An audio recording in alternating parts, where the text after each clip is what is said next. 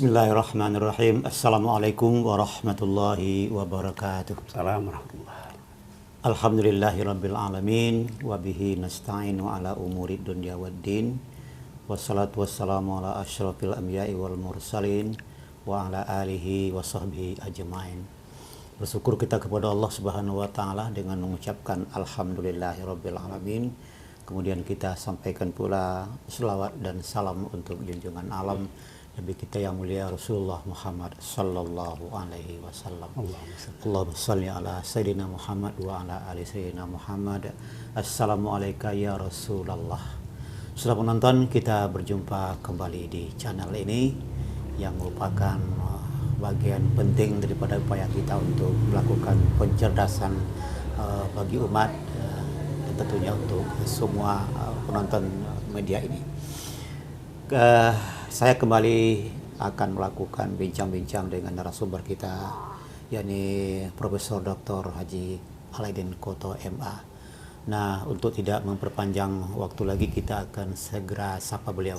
Assalamualaikum warahmatullahi wabarakatuh, Prof. Waalaikumsalam warahmatullahi wabarakatuh. Sehat ya, Prof? Alhamdulillah. Bagaimana rasanya setelah kita berpisah dengan bulan yang suci kemarin? Ada sesuatu yang hilang. Iya. Ada sesuatu yang kurang. Iya. Mudah-mudahan kita dipertemukan lagi oleh Allah di tahun depan. Amin.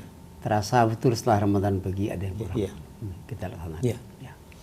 Jadi mungkin kurang itu karena kita banyak kesan ya, Prof. Iya. Banyak kesan selama berlangsungnya kegiatan ibadah itu, sehingga kita memang merasa kehilangan ya. Setelah pergi baru terasa kekurangan kita. Iya. Artinya yang Ramadan tahun 1444 Hijriah itu tak akan kembali lagi ke tanah. Tak akan kembali lagi. Iya. Kalaupun nanti Allah izinkan, itu Ramadan yang akan datang ya. Iya, yang akan datang. Makanya kita berdoa dipertemukan lagi dengan Ramadan yang akan datang itu. Insyaallah. Prof, kita akan melakukan perbincangan sekitar 20 atau 30 menit ke depan. Itu sekitar milad Perti, Prof. Katanya tahun ini itu menuju 1 abad ya. Tapi saya lihat di posting-posting media itu katanya hari ini atau besok tanggal 5 atau tanggal 5 Mei itu sudah 95 tahun ya, Prof. Seperti apa sebetulnya penjelasannya? Apakah 95 sekarang atau sudah lebih ya? Sehingga disebut dengan menjelang 1 abadnya. Silakan. Iya. Persatuan Tarbiyah Islamiyah seperti sudah umum kita ketahui lahir 5 Mei 1928. Itu Masehinya.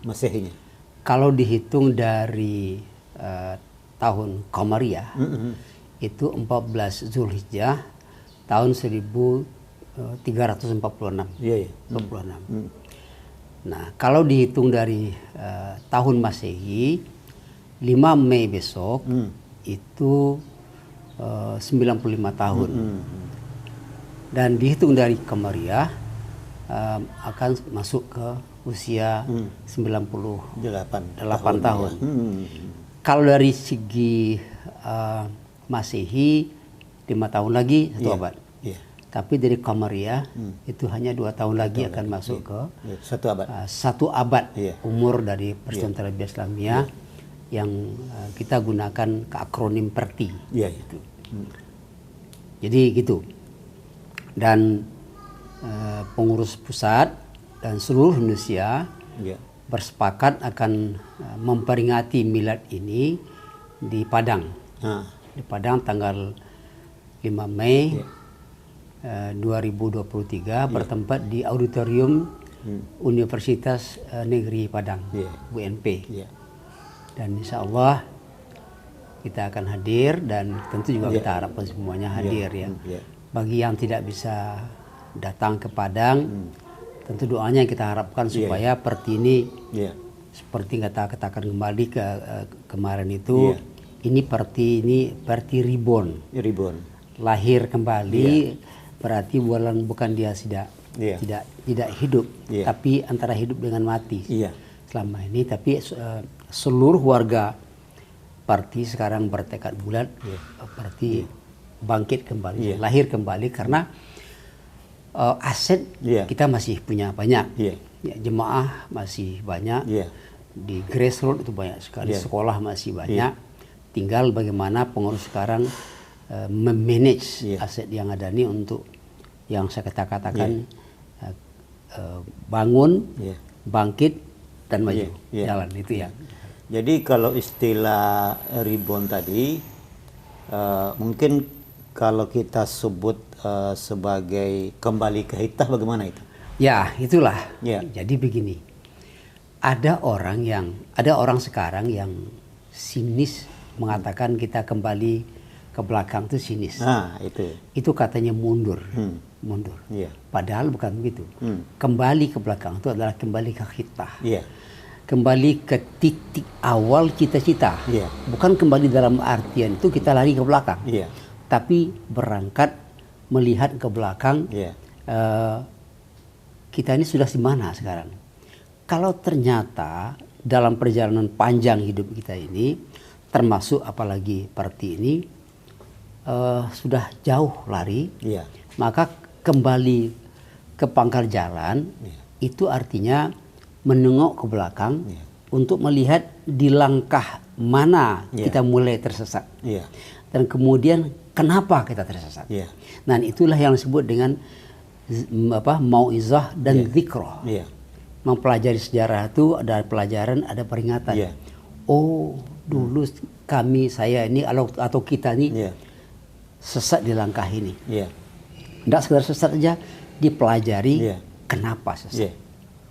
Nah, setelah itu mengertilah kita bahwa kita sesat dan tahu sebabnya, lalu maju lagi ke depan.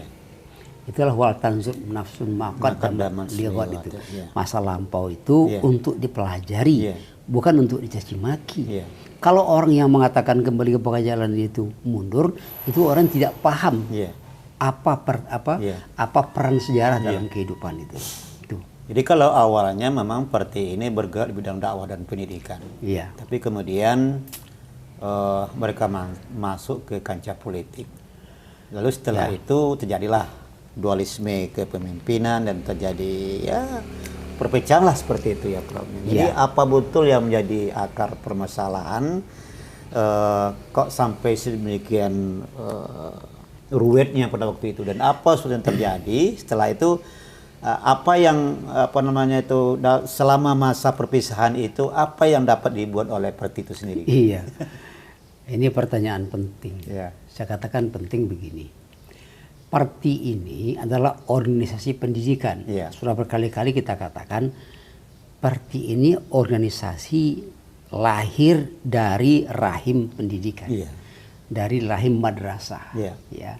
Maka harusnya organisasi ini harus diurus dengan pendekatan pendidikan, dengan manhaj pendidikan. Tetapi setelah menjadi partai politik, organisasi ini diurus dengan pendekatan atau manhaj siasah politik. Ini tidak bisa ketemu. Kenapa tidak bisa ketemu? Pendidikan itu manhajnya husnuzan. Pendekatannya husnuzan. Apa arti husnuzan? Kalau pendidikan termasuk dakwah, kita merangkul. Semua orang, ayo kita bersama-sama. Kita merangkul. Sementara pendekatan politik, pendekatan suuzan. Pendekatan suuzan itu apa? Bagi politik, pendekatannya adalah pendekatan kepentingan. Ingat itu.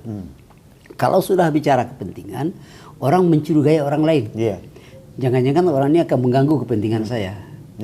Nah, jadi makanya parti ini pecah belah. Dia lembaga pendidikan, katakanlah organisasi pendidikan, organisasi dakwah yang harus diurus dengan manhaj dakwah, manhaj pendidikan yaitu husnuzan, lalu diurus dengan suhuzan, pendekatan curiga. Akibatnya rusak. Kenapa? Dalam pendekatan kepentingan orang bicara pada umumnya kalah menang. Kalah menang. Sementara dalam dunia dakwah, dunia pendidikan, tidak ada istilah kalah menang. Sama-sama menang, sama-sama baik terus sama. Fastabiqul khair, di situ yang ada. Jadi saling menopang. Itu kata kuncinya itu. Jadi apakah politik tidak perlu? Sudah sering kita bahas. Politik itu penting, penting. tetapi bukan untuk mengurus ini. Nah, kalau ada dakwah, ada pendidikan, bukan dakwah untuk politik, bukan politik dakwah, politik untuk mengurus dakwah, untuk mengurus pendidikan. Nah, itu ya. Jadi kita juga perlu belajar pengalaman ke masa lampau, dan perlu juga belajar kepada kawan-kawan kita di organisasi lain. Nah, sekarang kapan perpecahan itu terjadi sudah sering kita pekan. Katakanlah di awal-awal, di akhir-akhir tahun 69-an. Makanya Buya Candung mengeluarkan dekret untuk kembali ke kita. Tapi ternyata kan tidak diikuti, lalu berpecah. Nah, tahun 2016 Islah, sepanjang 46 tahun, kalau kita jujur mau melihat, itu boleh dikatakan tidak ada yang dilakukan yang betul-betul memberikan kontribusi konstruktif untuk organisasi, apalagi untuk melakukan pendidikan, terabaikan sama sekali. Jadi begini, mungkin ada yang akan membantah apa yang saya katakan ini. Apa itu? Ada, kita ada bantu sekolah, kita ada bantu ini dari partai. Oke, itu ya. Ada memang, tidak semua. Tapi yang faktualnya banyak sekolah sudah hancur. Bahkan saya melihat beberapa sekolah menjadi kandang kambing. Oke lah, kita tidak lihat itu. Yang dibantu inilah. Yang dibantu ini ternyata yang namanya bantuan dari politik atau bantuan based on politik. Jadi apa yang terjadi? Ada feedbacknya. Yang diharapkan balik itu. Nah, ini contoh. Saya punya junior, katakanlah dia termasuk tokoh muda tarbiyah Islamiyah yang aktif di tarbiyah Islamiyah di salah satu daerah, dan dia bercerita tahun 90-an ya, atau pokoknya akhir-akhir 80-90-an lah, awal-awal 90-an. Dia dengan bangganya cerita kepada saya begini, Bang, katanya, saya pernah ke sekolah itu mengantarkan bantuan dari salah satu organisasi politik dengan bantuan. Waduh, saya diterima, Bang, pakai rebana, pakai tala al-badru alaina. Rasa merinding saya, diterima, betul-betul dia. Dia begitu bersemangat cerita kepada saya. Saya diam aja, saya tengok aja deh gitu. Terus, lalu berapa? Berapa kamu kasih bantuan ke sekolah itu? Sekolah itu. Seingat saya tidak lebih dari 300.000. Itu tahun 80-an lah. Akhirnya. Jadi, begitu dia semangat, selesai dia ngomong, udah selesai kamu ngomong. Udah, Bang, kecewa saya dengan kamu. Kaget dia. Kaget dia.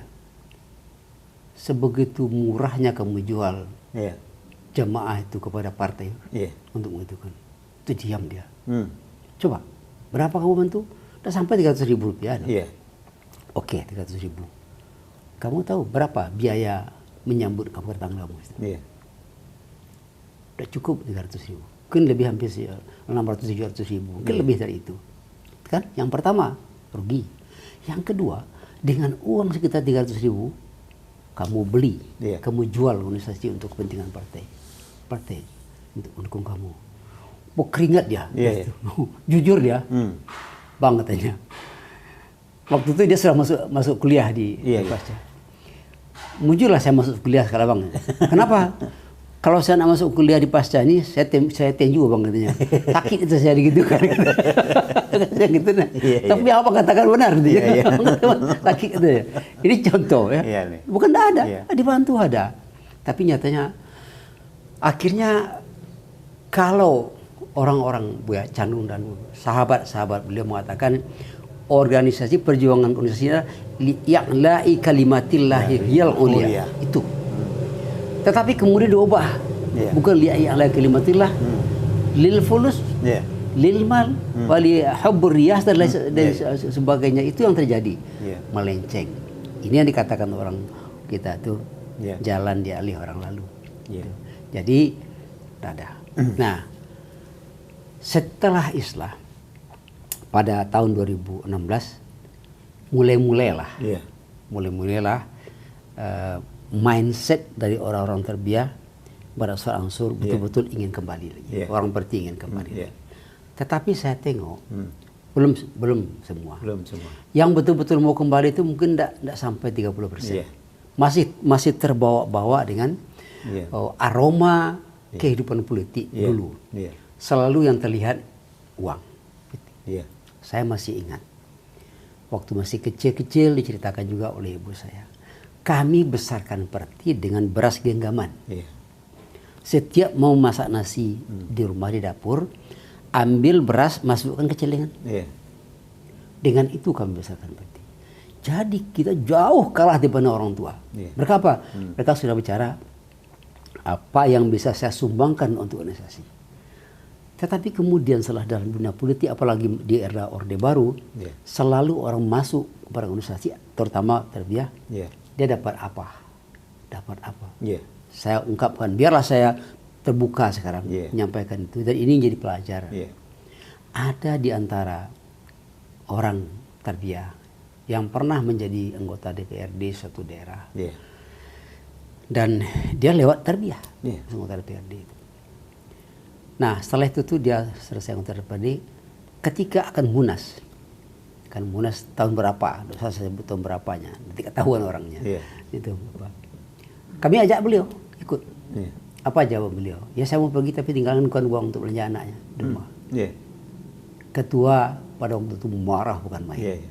Dicontoh. Tidak mau berpikir bagaimana merogoh dompet untuk organisasi, tapi berpikir. Karena itu dimanjakan dulu oleh Orde Baru. Setiap ada datang dikasih uang transportasi, namanya uang ini, uang itu, uang ini, uang itu. Nah, ini yang perlu dikembalikan. Dikembalikan itu. Makanya ketika kita adakan musda di Riau kemarin itu, kita tidak minta bantuan kepada siapa-siapa. Kita hanya bantuan dari, kita kumpul aja berapa-berapa yang ada di organisasi. Supaya saya ingin terbiah, orang terbiah ini betul-betul berpikir membesarkan organisasi ini dengan nih, tidak akan ada kemajuan kalau tidak ada kemandirian. Yakinlah. Bukan hanya organisasi, bangsa pun juga begitu. Dan kemandirian itu akan datang kalau kita yakin kepada organisasi kita ini adalah organisasi yang terbaik kita, maka oleh sebab itu tuh muncullah keinginan kemandirian tadi. Kalau tergantung pada orang, tidak boleh, organisasi tidak boleh tergantung pada pemerintah. Akibatnya apa? Pemerintah jatuh. Akibatnya kita kalau tergantung kepada sesuatu, kita akan ikut membiau pada sesuatu. Itu dalam tanda kutip sudah syirik namanya. Bergantunglah kepada Allah saja. Prof, jadi kemarin sambutan ketum kita mengatakan kalau ada di antara person atau individu orang politik itu masuk ke kancah politik, itu katanya dengan persyaratan yang ketat katanya.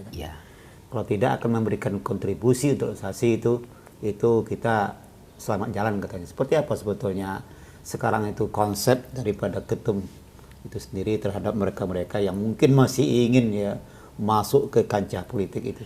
Ya begini, kalau masuk ke kancah politik, kalau menurut saya itu perlu. Perlu. Tapi personal, orang terbiah. Kita belajar di pengalaman, karena itu perlu. Kita contoh, NU pernah jadi partai politik, kita juga jadinya. Dan parti apalagi jadi partai politik pernah seperti itu. Tapi akibatnya membawa kehancuran organisasi. Tapi NU kembali. Nah, parti pun juga sudah kembali. Tapi saya lihat Muhammadiyah punya cara. Muhammadiyah itu begini, saya pelajari itu. Muhammadiyah, mereka para aktivis Muhammadiyah, termasuk tokoh-tokohnya, silakan berpolitik di luar. Tetapi saat tertentu dia harus balik ke rumah ibu. Kembali ke rumah ibu. Jadi apa ibarat anak-anak lah. Nah, ini kita orang tua nih. Orang tua organisasi. Apalagi lembaran tahu kemana-mana. Ini yang jualan, ini jadi pegawai, ini berarti silakan. Ketika apa? Kembali ke rumah ibu. Sampai di rumah ibu itu kalian tidak membawa baju apa-apa. Mungkin partai-partai misalkan ada dari misalnya PKB, ada Golkar, ada macam-macam yang lain. Itu silakan saja, ada di PKS, silakan. Tetapi ketika kembali ke rumah ibu, patuh pada ibu orang tua. Yeah. Apa yang dapat di luar dibawa ke dalam. Yeah. Jangan baju-baju yang dilewati bawa ke rumah ibu, berkelahi di rumah ibu. Yeah. Kalau sebuah organisasi dakwah menjadi partai politik, dia menjadi ajang perkelahian. Yeah. Nah, jadi nomor satu kan, saya melihat di Muhammadiyah itu ada, itu ada, dan itu ditanamkan, dan di apa namanya dijaga secara ketat. Nah, kita kembali tadi apa yang katakan ketum itu, silakan orang-orang partai. Kita perlu berkontribusi secara politik. Apalagi sudah banyak kita katakan. Kalau dunia politik kita tinggalkan, orang-orang jahat yang masuk ke dunia politik. Sementara politik negara ini diurus oleh politik. Itu harus. Tetapi apa yang ada di luar bawa ke dalam. Itu pertama. Yang kedua, hendaknya orang-orang tarbiyah, orang-orang parti yang masuk ke kancah politik, hendaknya dia duduk berembuk dengan orang tuanya. Orang tuanya apa? Ya, orang-orang tua di organisasi itu tanyakan, kami anggota DPR, kami anggota ini, Buya, Umi, kami akan berjuang di luar. Apa yang harus kami bawa? Jadi strateginya apa? Dia masuk partai ini, silakan. Tapi dia membawa misi yang satu, yang sama. Nah, itulah dulu Buya Candung dan kawan-kawan beliau akhirnya menyetujui parti berubah menjadi partai politik karena dengan tujuan untuk li'ai kalimatillah hiyal ulia, untuk mempertahankan mazhab Syafi'iyah, akidah kita, kemudian akidah Asy'ariyah, mempertahankan itu karena sebenarnya bukan mempertahankan mazhab, tapi mempertahankan keutuhan bangsa ini dari perpecahan. Kenapa begitu? Karena dari dulu orang Indonesia ini akidahnya Asy'ariyah dan mazhabnya ibadahnya dan dari segi apanya Syafi'iyah. Mempertahankan itu sebenarnya. Nah, itu yang terjadi, Pak. Oleh sebab itu kita juga berharap silakan. Tapi ketua umum, mohon maaf, tidak boleh masuk menjadi orang anggota partai politik. Karena itu akan bisa memecah. Itu pengalaman yang lalu. Dan itu bukan saya yang melarang. Yang melarang itu anggaran dasar. Anggaran dasar. Jadi dulu, Pak, ya setelah fusi partai itu dari 10 ke 3, ya kan. Dulu hanya satu partai Islam Parti. Kemudian fusi partai dari 10 ke 3 itu ada Golkar, ada P3 dan ada PDI kan. Jadi kesempatan orang-orang partai untuk masuk partai itu kan memang hanya ada 2 yang dominan waktu itu kan. Golkar dan P3. Nah, sekarang kan banyak sekali program. Jadi saya pikir memang peluang tuh kalau memang mereka mau, tidak masalah ya, Prof. Tapi dengan catatan yang tadi betul-betul memberikan kontribusi ya, Prof. Sebelum mereka keluar dari rumah ibu, jadikanlah parti sebagai rumah ibu. Dia sudah membawa bekal dari ibunya. Nah, kamu kemana? Ke sana bawa ini. Kamu ke sana bawa. Walaupun dia bersebar kemana-mana, tapi yang dibawanya satu. Dan ini boleh katakan namanya hidden mission. Jadi misi tersembunyi dari masing-masing orang parti yang ada di partai-partai lain. Misi itu ditanamkan dari rumah, bawa dari rumah.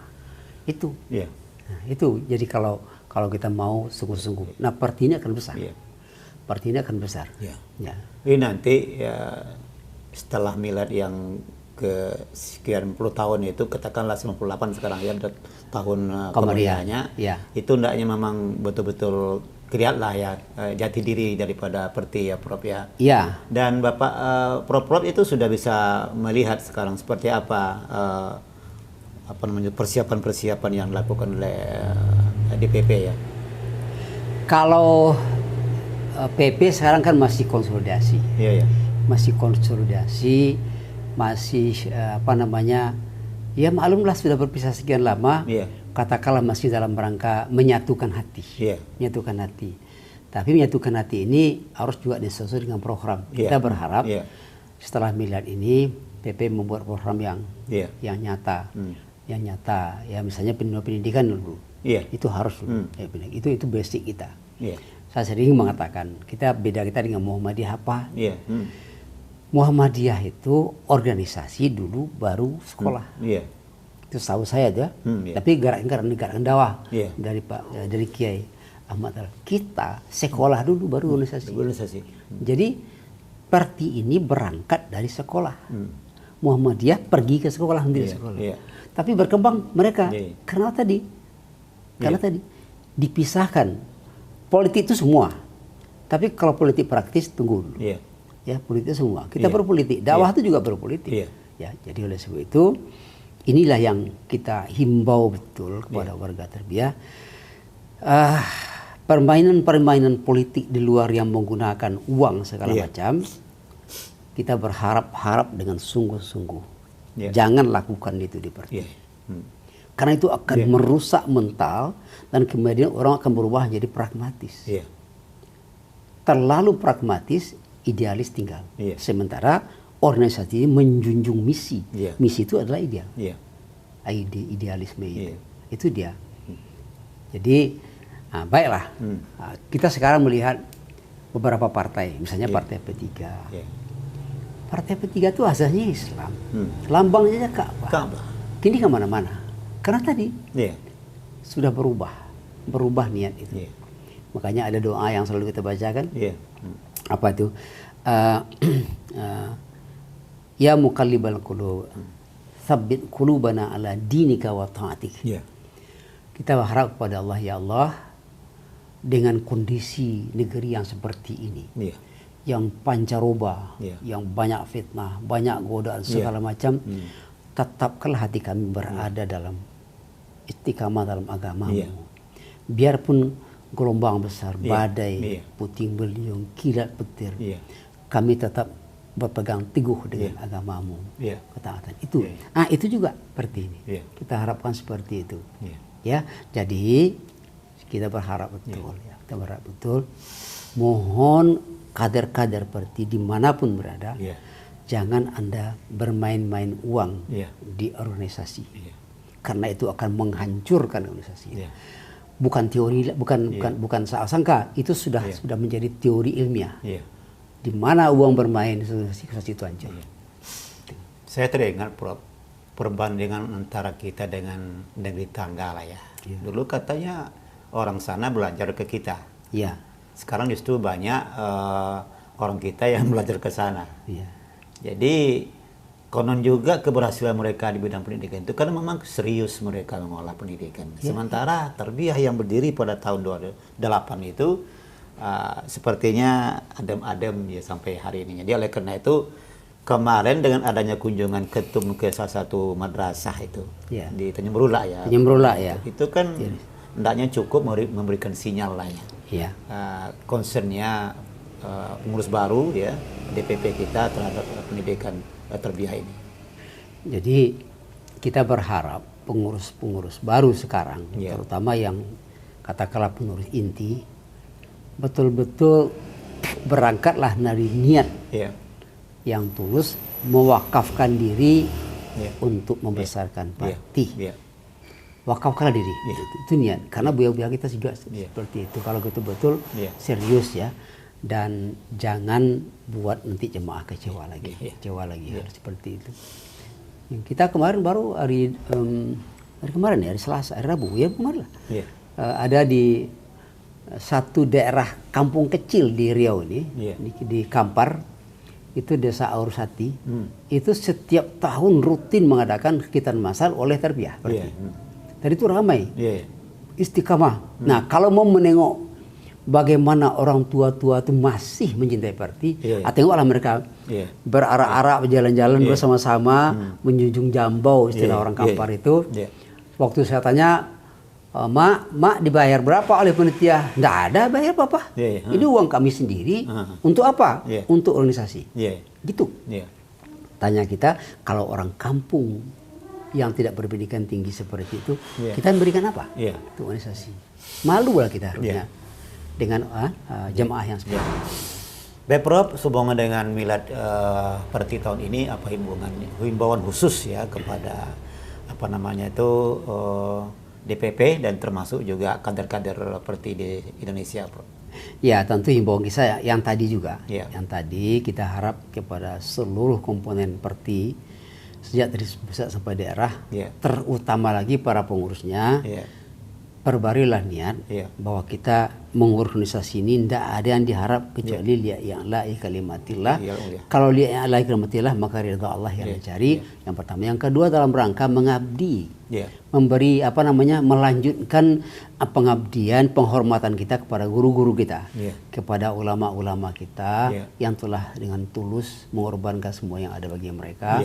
Dan betul-betul lah hendaknya seperti ini, harapan kita tegak sama tinggi, duduk sama rendah dengan yang lain, berkontribusi untuk negara.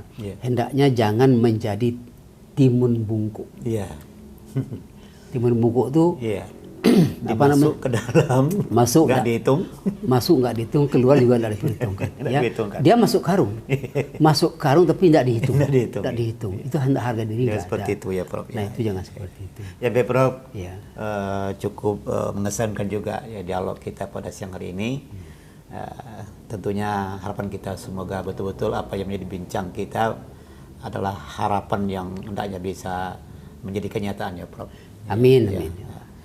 Setelah seperti ini islah dan menjadi seperti rebound atau juga mungkin akan kembali ke hitanya 1928 ya Prof. Amin. Terima kasih Prof atas bincang kita, semoga bermanfaat dan insyaallah kita akan berjumpa di lain bincang lagi dengan tema yang lain. Amin. Demikian saudara penonton sedikit bincang-bincang saya dengan Profesor Dr.